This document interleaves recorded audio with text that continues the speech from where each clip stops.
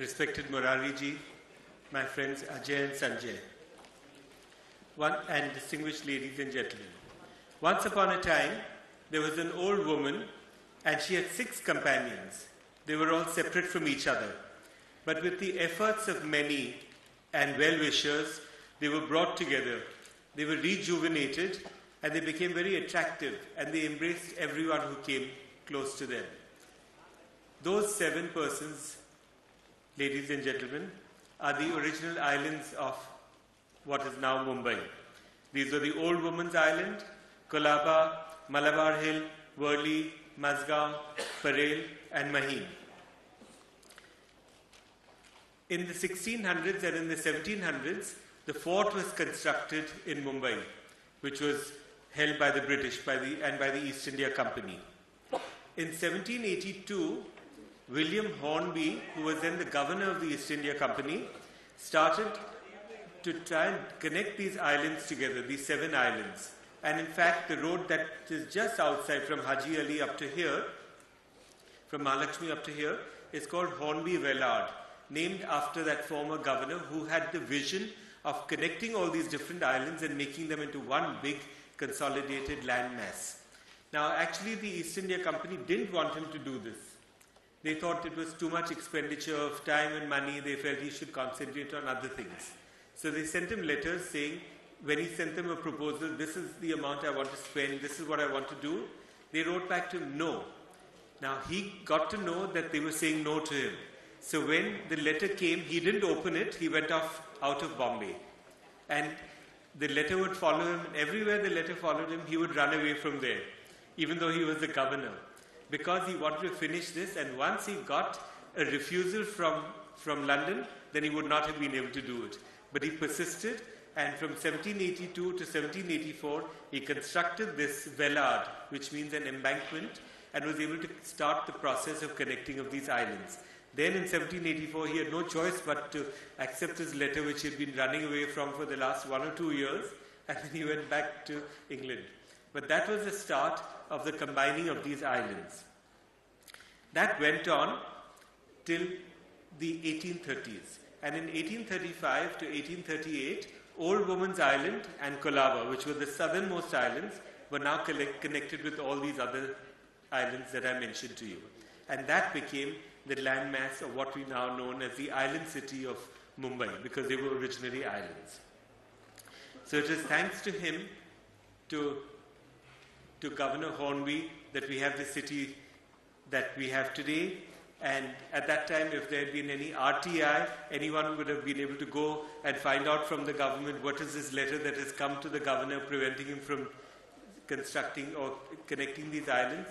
There was no RTI at that time, so he was able to do what he wanted to, which was good for Bombay as time went on. The causeway was connected, as I told you, in 1835 to 1838, Colaba Causeway. That was done by Sir Robert Grant, after whom Grant Road was named. He was a governor at that time. In 1862, the High Court was set up in Bombay. And in 1871 to 78, the present building of the High Court was constructed. Now, at that time, the sea was right up to there, where the High Court is. That time, of course, they had no CRZ. If they had a CRZ, we wouldn't have had the High Court there at all. But the sea was from Chowpatty right up to where the High Court is now. And it was only later that the land got reclaimed, and Marine Drive was built in about 1940. The person who contemplated the reclamation of that area, of what we call the Back Bay area, was Mr. Nariman, who was a corporator, a municipal corporator. And Veer Nariman Road is named after him, and Nariman Point is named after him. Nariman Point, when it started off, was a very small point, just the end of the road there at Marine Drive. And then later, of course, when the land was reclaimed, it was developed and it became very big. Now, Bombay was a great port. It was considered to be the best natural harbour in Asia. And the textile mills were extremely important to Bombay because this was the heart of the textile industry here. The sheds that were made at that time were what are called north light sheds.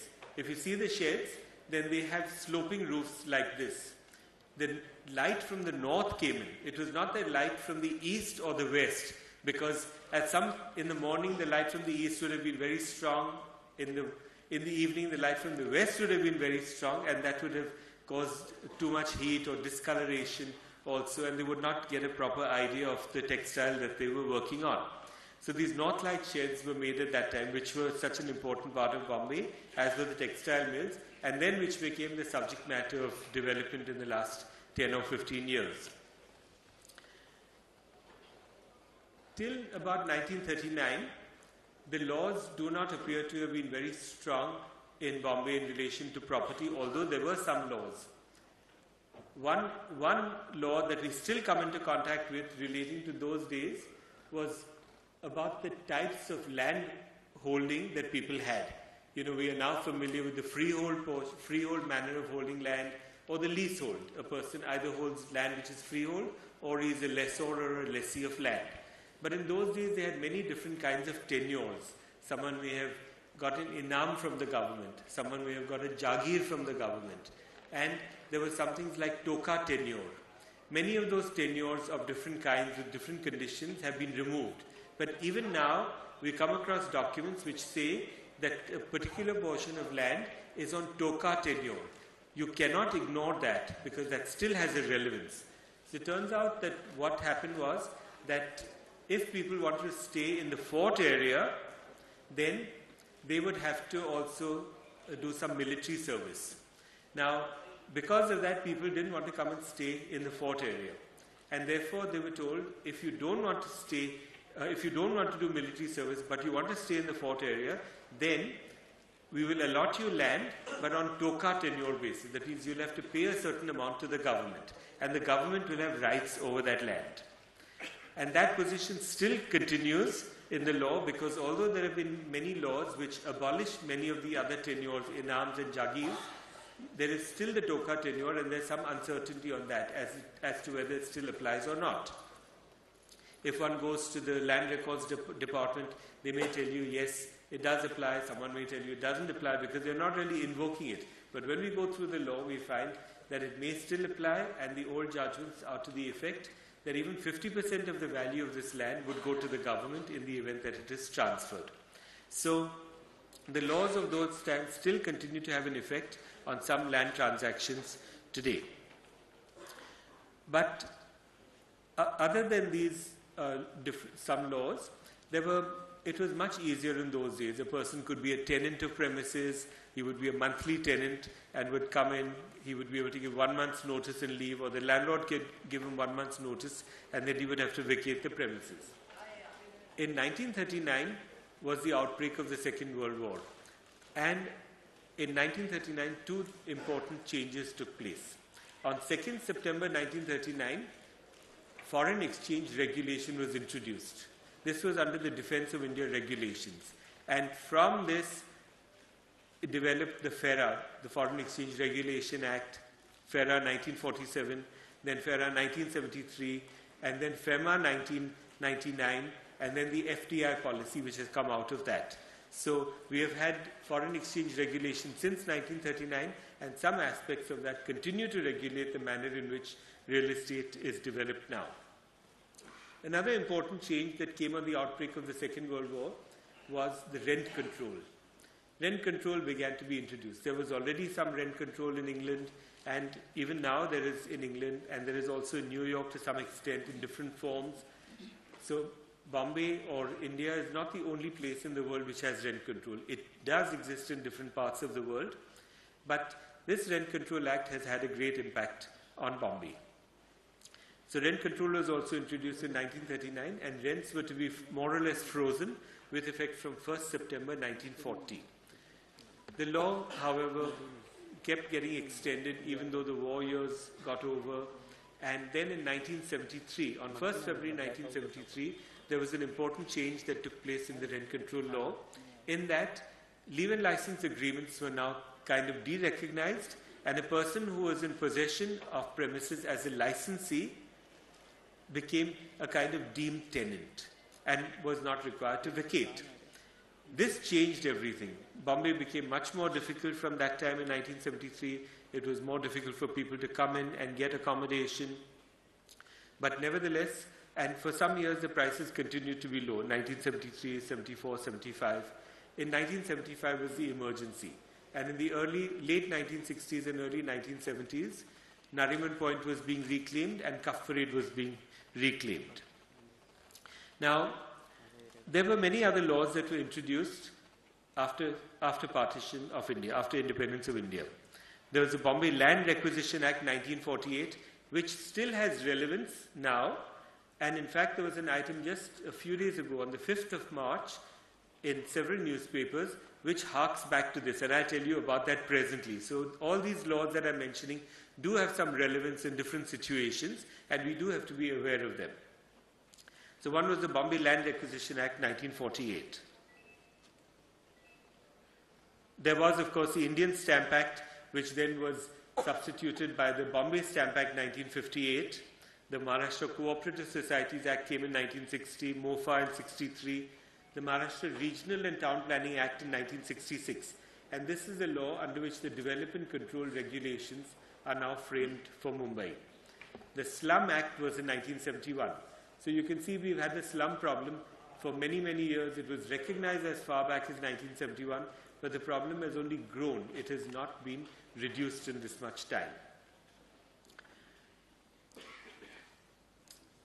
There was, of course, a lot of taxation in those days. Estate duty used to be as high as 85% until it was removed in 1985. The income tax rates were very high, the wealth tax was extremely high, and gift tax used to go up to as high as 70%. With all these, till about 1976 or so, during the emergency years, the prices were very low. The price of a flat at Kaf Parade in those days was about 50 rupees a square foot. So you could carry a bundle of 1,000 rupee notes in your pocket and go and buy a 2,000 square foot flat with just the money that you took out from your pocket in those days. But things, of course, have changed a great deal. In fact, I often think of it like this, that in 1975 or 76, buying a 1,000 square foot flat would cost you about 50,000 rupees. Buying a Fiat car or a Premier Padmini car was about 25,000 rupees. So a flat was twice the investment decision of a car in those days. In 1986, the price of a flat had gone to about 2,000 rupees per square foot. So the same flat had now gone up to about 20 lakhs of rupees. A car may have gone up to 50 or 75,000 rupees by that time, which means it became a 20 or 25 time investment decision. By 1996, the price of a flat had gone up maybe to 2 crores of rupees, and a car had gone up maybe to 2 lakhs or 2.5 lakhs. So it was an 80 or 100 time investment decision to buy a flat. And now, of course, the prices of flats, of those same flats in Kaf Parade, which were 50,000 rupees, are now 50 million rupees. So 1,000 times in these almost 40 years, but the prices of cars have gone up much less. So you can see how, relatively speaking, how much more expensive property is compared to what it was in those days. Now, in spite of these difficulties, there was an influx of population into Bombay. I think population is Mumbai's biggest problem, and population is Mumbai's biggest attraction. It is because of the opportunities for business here, of living a good life, maybe away from the prejudices of smaller towns or the difficulties in other places, that there are power shortages and different kinds of pressures, that people come here. And that is why there is a greater and greater population here. But although the prices were started to rise from 76, the influx of population has been very great. There is a website called City Mayor Statistics of mayors of the different cities of the world. So it lists out particulars of many of the different cities. And one of the charts that it has is about population density. 114th on this list is the city of New York, and the density is 2,050 per square kilometer according to this chart. London is 43rd as against New York's position of 114. London is 43rd, and the population density is 5,100 per square kilometer. Shanghai is 10th on this list. with a population density of 13,400 per square kilometer. Kolkata is second on this list, 23,900 per square kilometer. And what about our dear city, where we live and we strive and we thrive? What do you think? Well, we are the world champions. And we have a population density of 29,650 per square kilometer. So Calcutta is 23,900 and Mumbai is 29,650. Now I think this is something very important. And as we go forward, this is a factor that we will have to consider. Now, even though prices began to rise very much from 1976, and textiles, which had been a very big industry, finance and trading were all big industries, we found that as the prices rose, things became more difficult. In spite of that, there was a greater and greater influx of population. It is often said that a man's home is his castle. Well, in Mumbai, almost every home costs as much as a castle. There is another website of Sifex, S-I-F-E-X, which lists out castles for sale in different parts of the world. So I went onto that website and I found one advertisement for a castle in France. This was with a land area of 44.21 acres. The castle is 8 bedrooms and it has 3 halls. So it's not just like an 8 BHK, it's 8B, 3H, and I don't know how many Ks. And the price is only £488,495. That means 5 lakh pounds, which is about 5 crores of rupees. So you get 44 acres and 8 bedrooms and 3 halls for 5 crores of rupees, which is less than the cost of a 3-bedroom flat or a 1,000 square foot flat in Kaffared. So you can see how difficult it is. But with all this, builders have played a very important part in Bombay. I remember going for a wedding some years ago, and I met a friend who had his little son with himself. My friend had just been to Agra, I knew that. So I asked his son, how was Agra? Did you like it? He said, yes. I said, did you like the Taj Mahal? He said, yes. So I said, who constructed the Taj Mahal? Without hesitation, he said, Raheja. So that's, as it happened, Mr. Chandru Raheja happened to be standing just there. So immediately I took the little boy to him and I introduced him and I told him this is what he said. So I'm sure Mr. Raheja was very happy with the brand recognition and brand value that he has. Now, builders have contributed a great deal to Bombay. Lokhandwala, for instance, not only constructed buildings, but that whole area has been named after him. If you say you stay at Lokhandwala, everyone knows the general vicinity. They know where you stay. Even though it's not that an official road is named after him, or even if you're not staying in any of his buildings.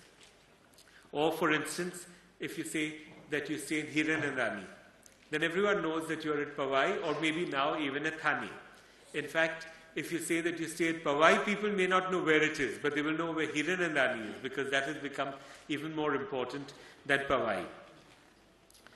Now, this has been the past up to now, how the city of Bombay has developed, how real estate has grown, and the difficulties that one has had to face with the high taxation and so on. Today the position is somewhat different. Stamp duty today is at the rate of 5% compared to 15% as it was earlier, till 1985.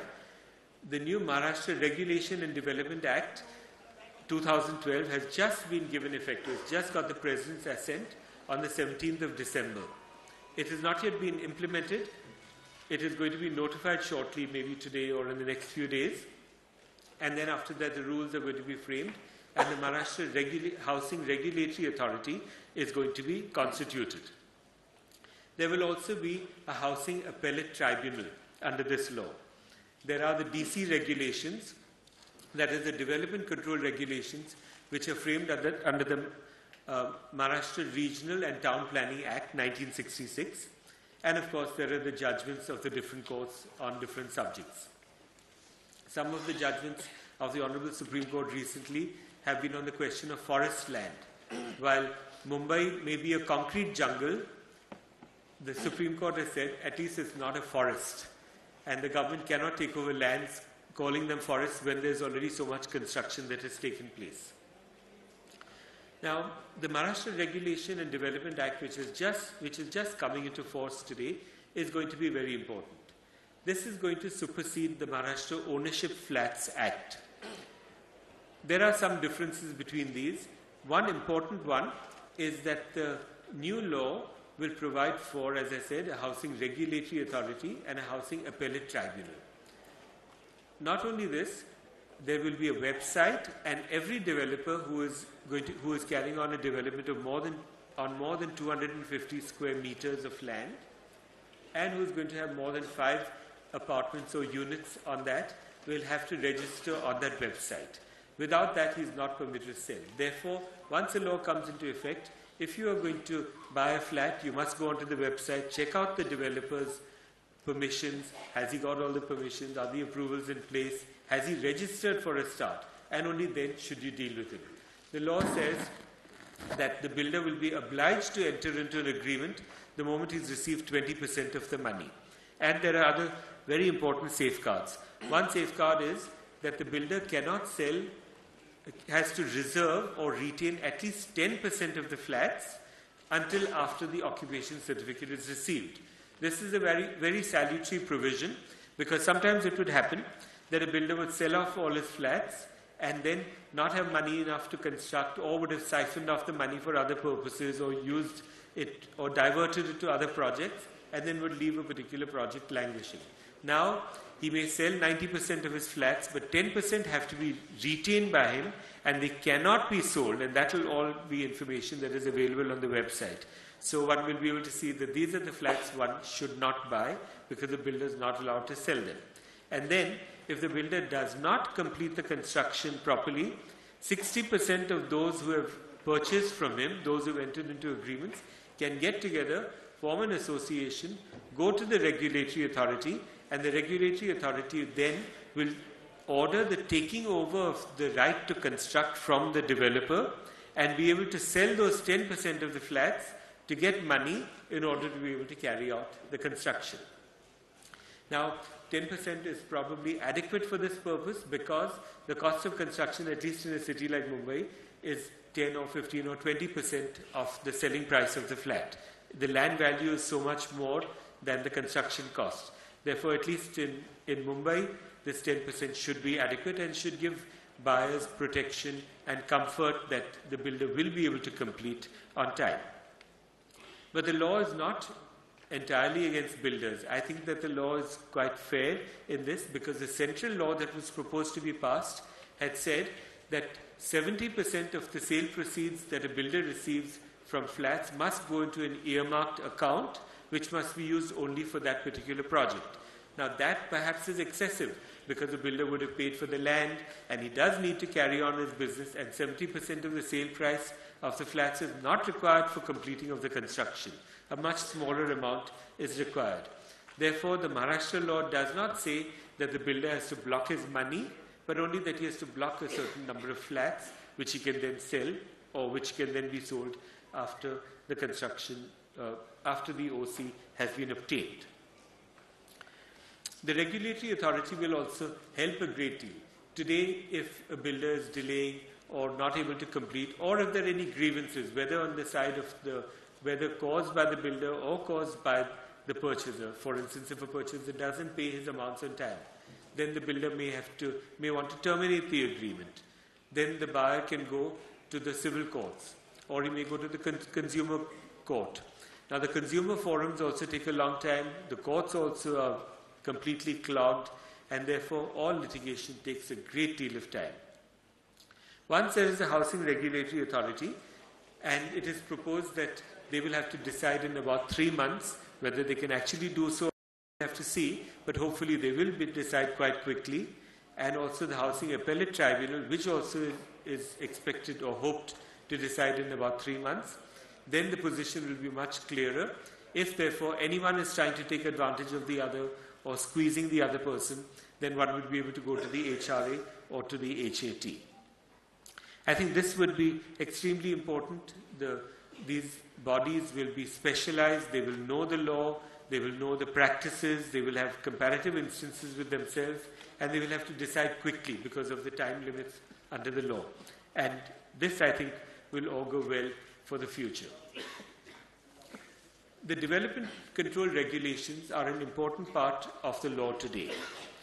These were framed in 1991 for the city of Mumbai under the Maharashtra Regional and Town Planning Act 1966. Regulation 32 is the one which talks about FSI, which prescribes that the normal FSI in the island city of Mumbai will be 1.33 and in the suburbs will be 1. But Regulation 33, DC Regulation 33, is very important. This has a number of sub-regulations, and these are the ones that confer additional FSI or grant additional FSI. For instance, Regulation 33(1) talks about road widening. If you have a plot of land and a portion of that is given up for road construction, then you will, even though you've lost that portion of land, you will still get the FSI of that portion and be able to use it on your truncated portion of land. And you can get incentive FSI also to the extent of 0.25% of the land that you've given up. So therefore, if you give up 1,000 square meters, you will be able to load that 1,000 square meters of FSI on your existing land, and also up to 250 square meters of land, so that you get FSI in compensation for having given up a portion of land.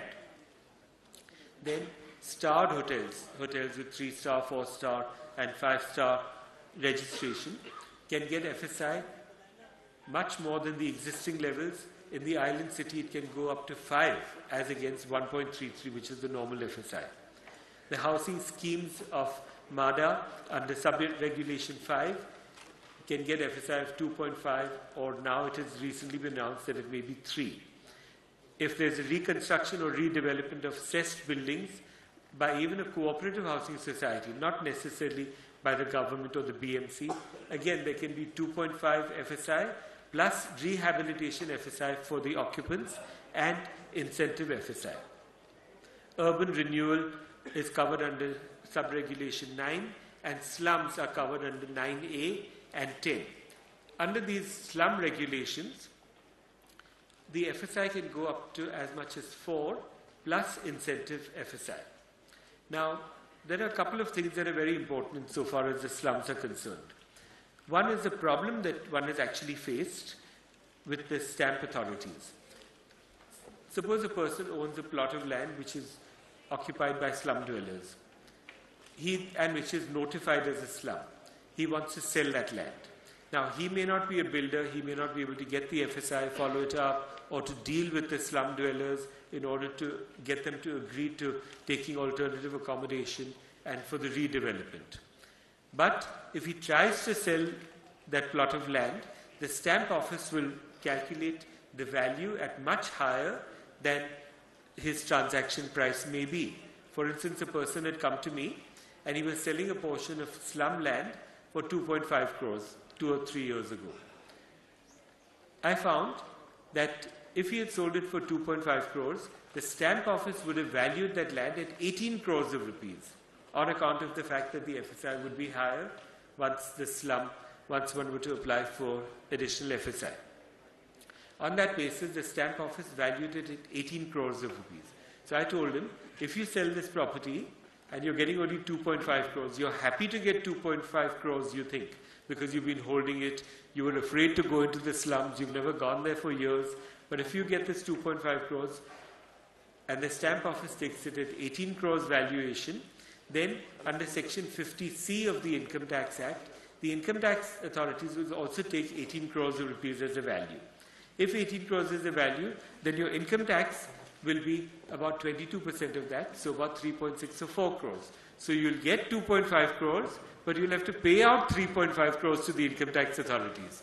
So I don't think you should do this transaction at all. So he was really shocked about that. But that is actually the situation. So I asked the buyer. The buyer said, yes, I have to pay stamp duty on 18 crores of rupees, that's 90 lakhs of rupees. I'm fine, I'll pay it. I'm a builder and I will go ahead and carry out the development. But you can see that this would have been disastrous for the seller of the land. So once I informed him about that, then the transaction, of course, broke at that time, but then they renegotiated And then finally, they went up to a value of 6 crores of rupees. The stamp value would still be 18 crores of rupees. The income tax would still be 3.5, but at least the seller would now get 6, pay out 3.5, and get the 2.5 that he had originally hoped to get. So it worked out well for him. So one does have to be careful of this when, in terms of the Income Tax Act.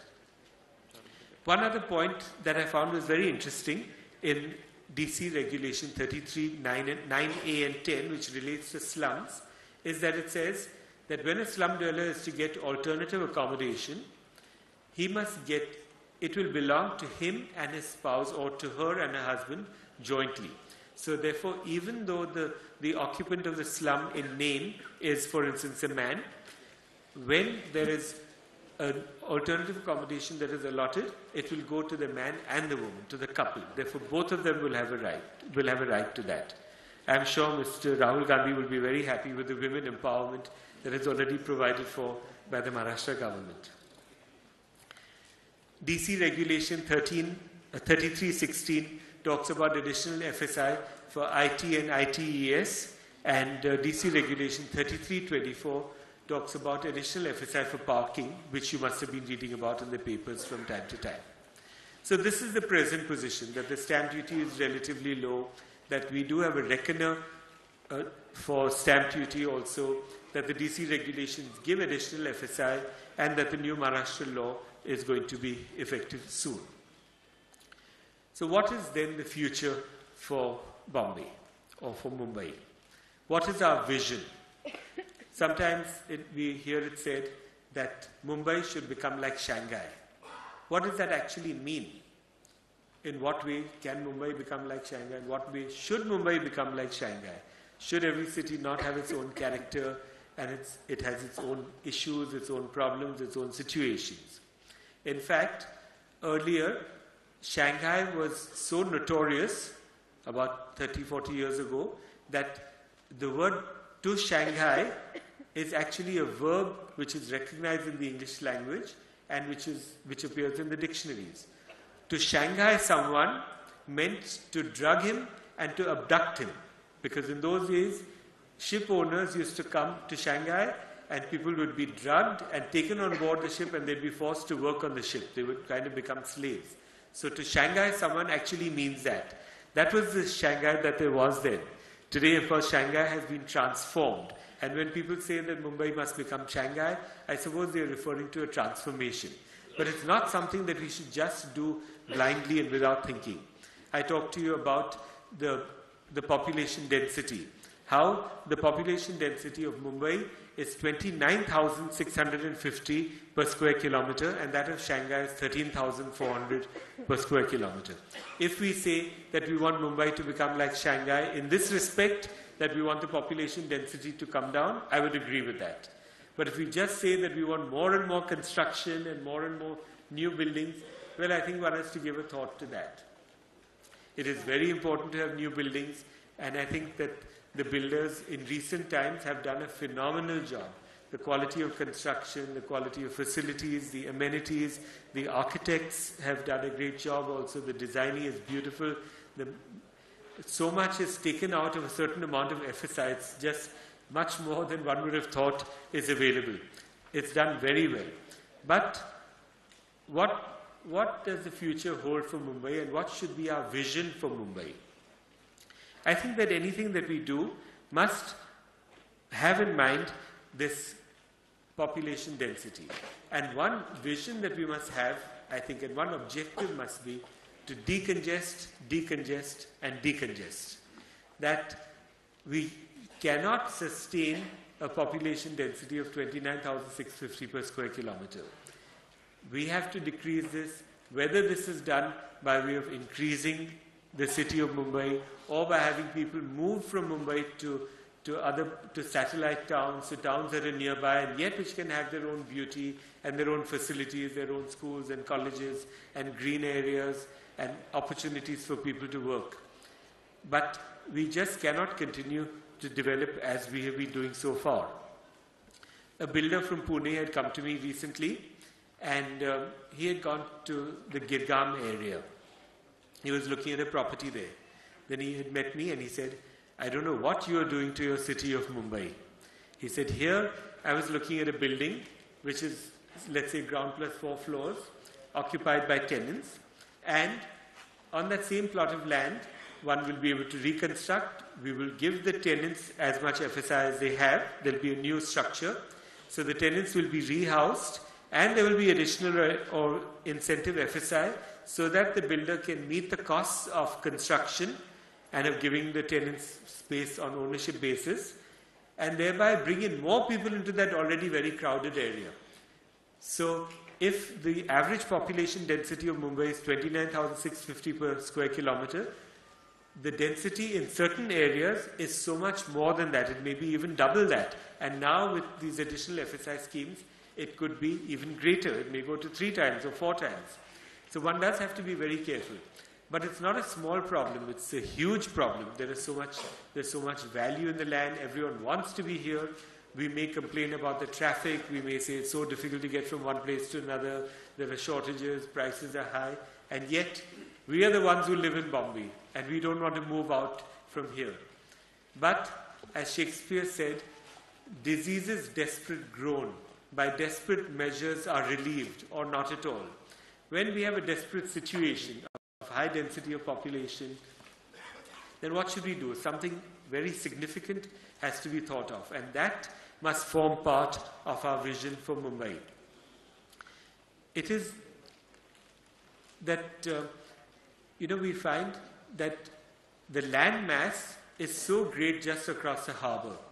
There has been talk of a trans-harbour link. This talk has been going on since the 1950s. They thought about it at that time. Then in 1970 onwards, it was thought of very actively. And we still don't have it. In fact, some of the companies which had bid for the Trans-Harbour Link have now withdrawn their bids because they say that it's taken too much time, there are too many different conditions, the parameters are changed all the time. Now, if we could have something like a Trans-Harbour Link, then it would just change the city of Mumbai. It would make life better for everyone who's here now or who can move. There can be other different issues that can be taken up. For instance, the capital of India was shifted from Calcutta to Delhi in about 1905. Maybe Mumbai should not be the capital of Maharashtra. Maybe the government offices should move from here.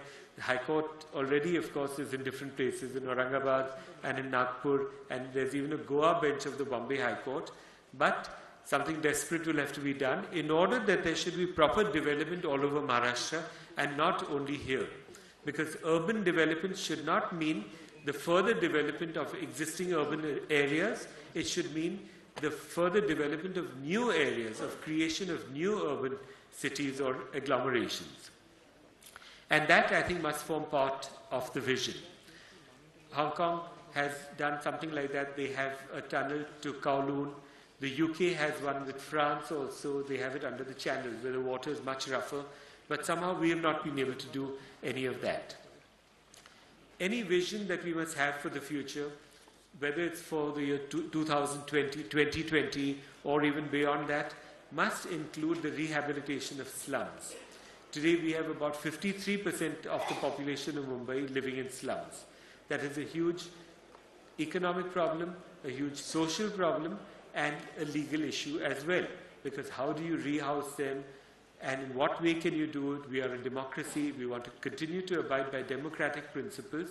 And there must be fairness and equality for all. There is also the tenancy problem. New York has a much smaller tenancy problem than does Mumbai. But New York has tackled it in a different way. They have said that if a tenant has an income of more than $175,000 per year for 2 consecutive years, then that person is no longer eligible to be a tenant. Then there's free contract between the landlord and the tenant, and that unit or that apartment then becomes free of the tenancy law. So that even once a person has crossed this threshold for 2 years, he may continue, but then he has to enter into a contract with the landlord. Or if he leaves that place, then the landlord is free to give it out to anyone else on any terms and conditions that he likes on a contract rate, like we have our leave and license agreements here in Maharashtra and in Mumbai. So we do have to find some kind of solution, because we cannot just continue to congest our city further and further. But in addition to this, there are certain other things that need to be done. We need to have greater certainty in the laws. We need perhaps to have fewer taxes. You know now that when you're buying a flat, you have to pay VAT, you have to pay service tax, you have to pay stamp duty, you have to deduct TDS. It's very difficult to do. It's even more difficult for a builder who has to do all these things. He has to handle so many different departments. He has to comply with so many different laws and regulations. He will also have to deal with the works contract tax and see the implication of each of these. There is no GST right now, and therefore there is double tax to some extent. You do not get a credit or a set-off. There are also some retrogressive steps being taken. For instance, I mentioned to you that in the newspapers on the 5th of March, there was a news item saying that about 12% of flats in Mumbai are lying vacant, and that the government is thinking of taxing these flats. Now that takes us back to the emergency days, and even before to some extent. There is the Bombay Land Requisition Act. Section 6 of this Bombay Land Requisition Act says that the government can notify any area, and if any flat falls vacant in that area, then the government has the right to take that over and to occupy it for as much as 24 years and then give it back to the landlord. So therefore, if you've bought a flat, a second flat, let's say because your family is growing, because you want to provide for your children as they grow up, you may keep that flat vacant right now. You may not be able to find an occupant, or you may feel uncomfortable giving it out on leave-in license basis because you think that the person might claim tenancy, or it may be commercial premises also that you think are not protected under in respect of which you don't have protection under the Rent Control Act. Then, if you were to keep this vacant, it could be that the new law that is being suggested, but which actually already exists in the form of Section 6 of the Bombay Land Requisition Act, may once again be invoked. And therefore, your property which you have so carefully acquired and are maintaining for the future may suddenly come into jeopardy. So we do want certainty on these laws. We want quick decisions, which we hope that we will get with the Maharashtra Housing Regulation and Development Act.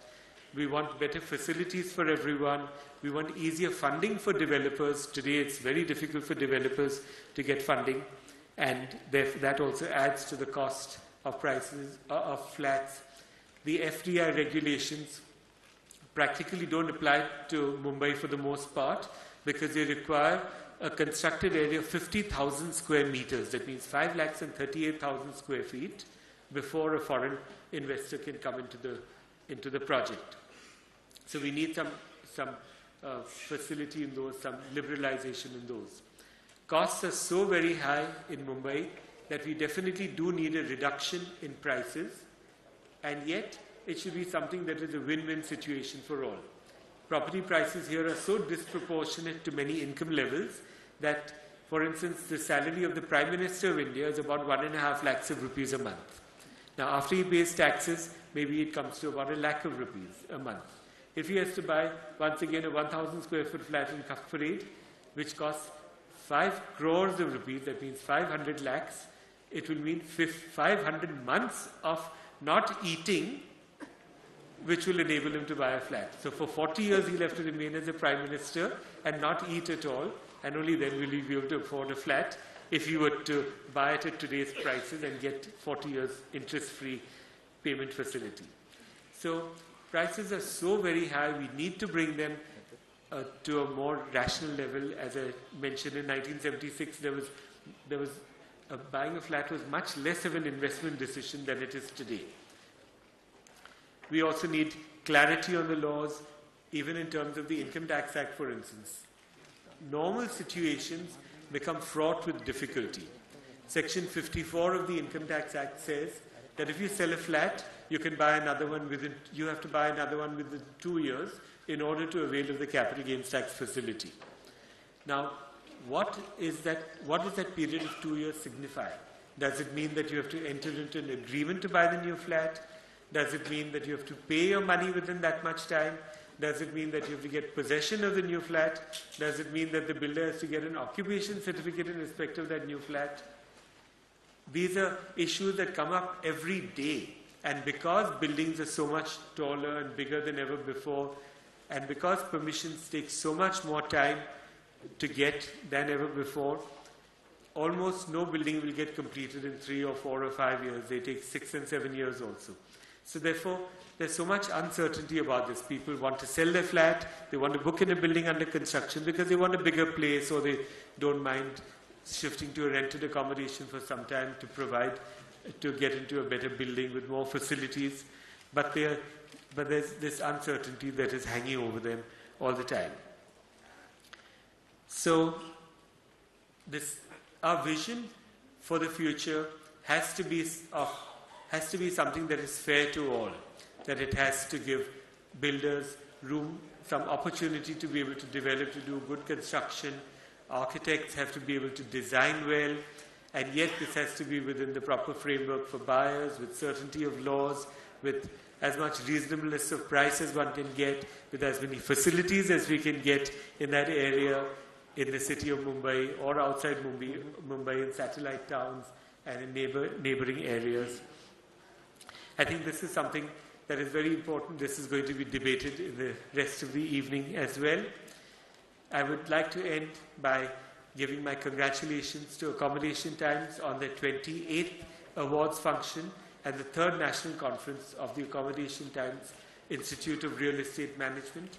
I wish to congratulate also all those who are winning these wonderful awards today, and also to all those who have been considered for them, who have put in so much time and effort, and who have done the best that they can possibly do. While a few people will get the awards, so many more have contributed, some behind the scenes, others who are in the same field of activity.